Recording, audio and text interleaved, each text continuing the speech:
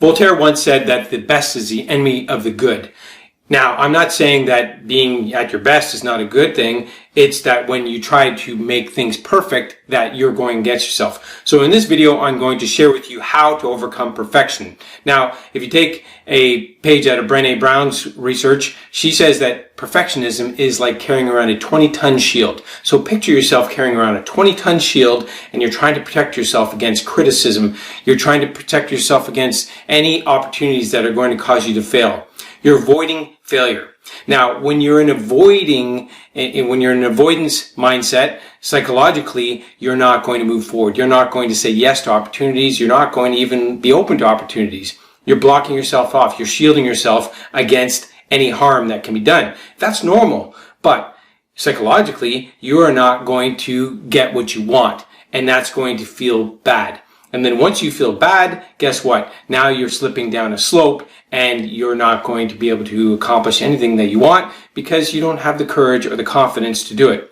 Now, when you get into action and you do something, and even if it feels scary, then you have evidence of what you've done. You get a reaction from that action. And so you want to be in action all the time, even if it feels scary.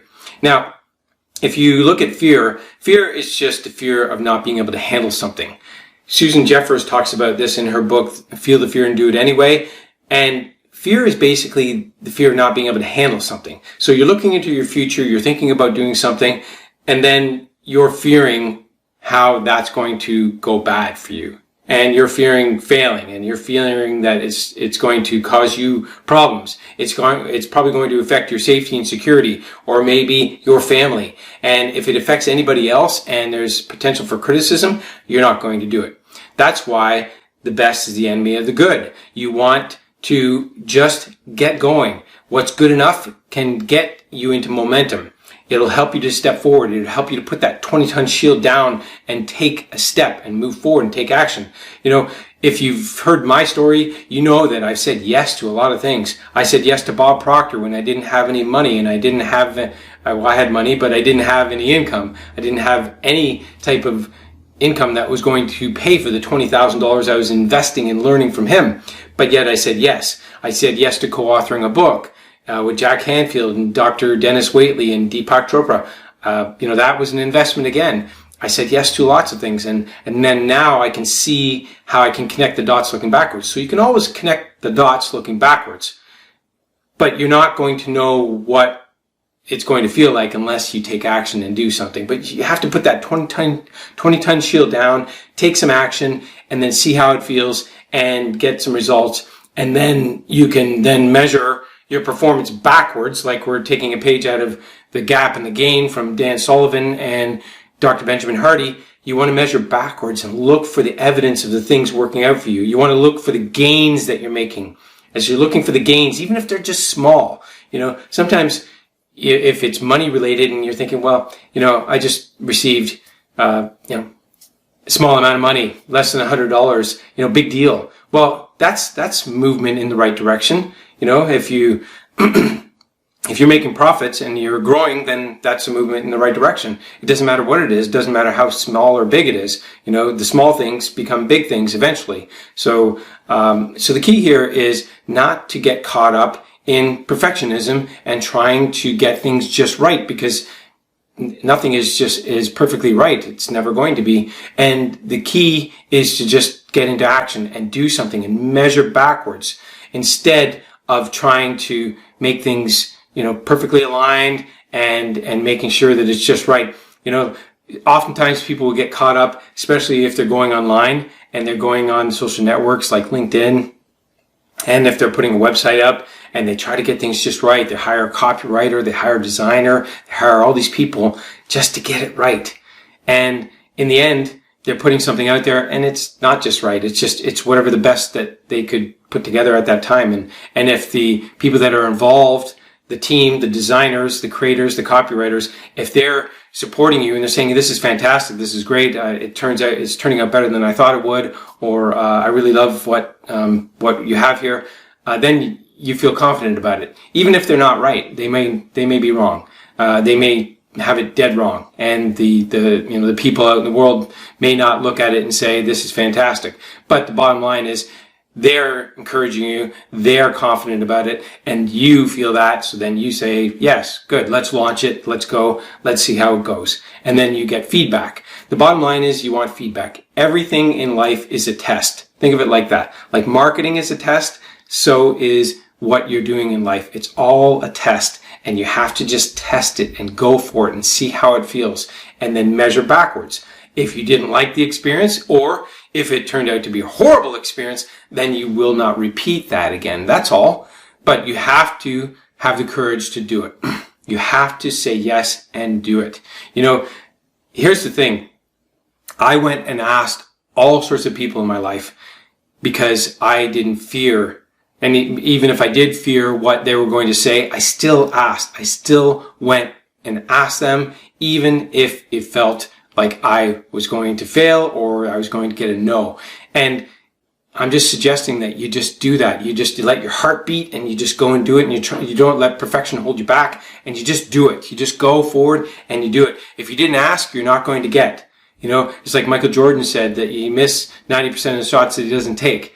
It's the same thing. Taking a shot is the same as going out into the world and asking and doing something and stepping forward and doing something if you fear it anyway. Feel the fear and do it anyway, just like Susan Jeffers said, and let your heart beat, let the sweat come down, and just do it. Don't let perfection hold you back. You have to put down that 20-ton shield. So many of us are trying to get things just right and perfect and trying to get it just so that it's the best, and so that we get all the validation and accolades and feedback that we want that justifies what we're doing. Well, it may not be that way in the beginning. I don't think it ever is. I've heard stories where people like Bob Proctor had an event. They rented a magnificent auditorium and they were trying to sell tickets. They had 2,000 seats and they ended up selling less than 10 seats. And that was it. That was his first event. And, that could have been classified as a failure. He could have been a complete failure throughout his entire life and never done another event again. Yet he went back and he figured it out and got more and more people. And then he had hundreds of thousands and millions of people following him around the world eventually. But you have to go through that. And the key here is that you need contrasting experiences. Hopefully this makes sense, but everything in life has two sides to it. It's like we're living in a binary world, so you need to have what's conceived and perceived as a good experience and the bad experience, so you can contrast them.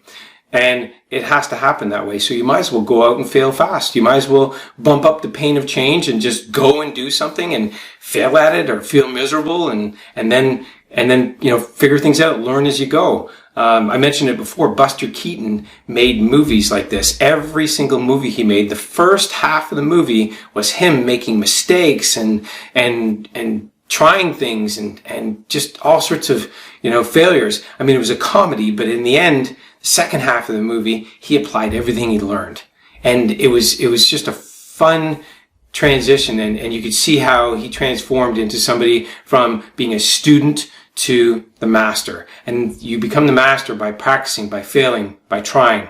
It doesn't happen by accident. You know that. If you ever played any sports, or if you ever run marathons like I have, you go out and you try and you fail and things don't work out. I've done things where I've been in training and 2 weeks before the marathon, I sprained my ankle, and it was a pretty bad sprain. And in 2 weeks' time, it did not heal. Although I did go to the marathon, I taped my ankle and I went hobbling around the street thinking, maybe I can run on this for, 42 kilometers or 26 miles. And in the end, I came to the realization, not going to happen. I'm just going to have to, watch. So I watched my wife run the race and I watched all the elite runners run the race, and 8 months of training flushed down the toilet. I could have felt like a failure, but I turned it into a positive thing. I enjoyed watching the race, and I enjoyed watching my wife and cheering her on, and had a good time otherwise. But running on the realization was running on an ankle that had been sprained would have made it worse, and that's probably not a wise idea. Then I would be injured for longer, or maybe even do more damage to my leg, which is my mobility. That's more important. My long-term mobility is more important than running a race. So once again, perfectionism is what's holding us back here, and the best is the enemy of the good, because you basically are trying to get things just right, and getting things just right is going to hurt you. You just need to put down that 20-ton shield and look forward to what you want. Picture what you want, imagine what you want, move forward, take action, measure what response you got, measure the performance that resulted from that and the gains, and then take that information and then leapfrog on that. If it's something that didn't work out, then you just reset and go again. This is how all innovations have come about throughout all history. We just need to become more aware of what we're thinking and not let the little things like the fear of criticism, because that is what's holding you back. You want to avoid failure. And if you're trying to avoid failure, you're now slipping into what's called the victim loop. And I'll put that in the link below. There's a model that I have. It's called the victim loop. And when you're in the victim loop, you're blaming, denying, complaining, lying, hiding. Those are all characteristics of somebody who's caught in the victim loop. And you do not want to live there too long, because if you do, you have a lot of problems and you invite more problems. You want to live with intention, and you want to take responsibility and accountability and move forward and take action and measure performance. Those are the kinds of things that somebody that's living with intention does. So if you want to live with intention, you have to get out of that victim loop and not be so much of a perfectionist. So it does become a pattern of awareness and a pattern of taking action and knowing that some things aren't going to work out. Then you have the contrasting experiences, and then you can take that and learn from it and apply it. So this is, the way your mind is wired, and it's the way we're all wired as humans. And there are some people that will take more action and be more fearless, but they've learned that. I'm that way, and you can learn to be that way too if you want to. But the bottom line is, if you don't want to get caught in being a perfectionist and let the best be the enemy of the good, then just take action. Set your intention, take action, measure performance. And if you're concerned about other people's reactions around you, you can tell them in advance. You can say, I'm working on this. I'm going to test this out, see how it works. I love your support on it. And, I'm going to go ahead with it unless you give me some reasons otherwise. And that's it. So don't let the best be the enemy of the good. Take action. Put down that 20-ton shield and move forward and test and see, but always measure backwards. Do what Dr. Benjamin Hardy and Dan Sullivan say. Measure backwards. Look for the evidence. Look for the things that are working out. Keep measuring backwards, because then you'll be in gain mode. You'll be gaining versus being in the gap. Because when you're in the gap, then you're going to fall into the victim loop. And when you fall into the victim loop, it's very difficult to get out of that victim loop, and things can go wrong and take you down. And you'll have patterns established as a result of that. And perfectionism will take over, and fear of failure will take over, and fear of criticism will take over, and it can do a lot of damage when you let those kinds of things hurt you. So once again, step forward, take some action, do things that feel uncomfortable, fear the fear and do it anyway. If you want to study Susan Jeffers' book, awesome book, just know that you're fearing handling something that's in the future, and all you have to do is take some action and see how it feels. And maybe take a smaller action and see how that feels, and then measure backwards. So hopefully you enjoyed this video. You can hit the like button and let me know what you think. And as always, thanks for watching. See you on my next video. Have a great day.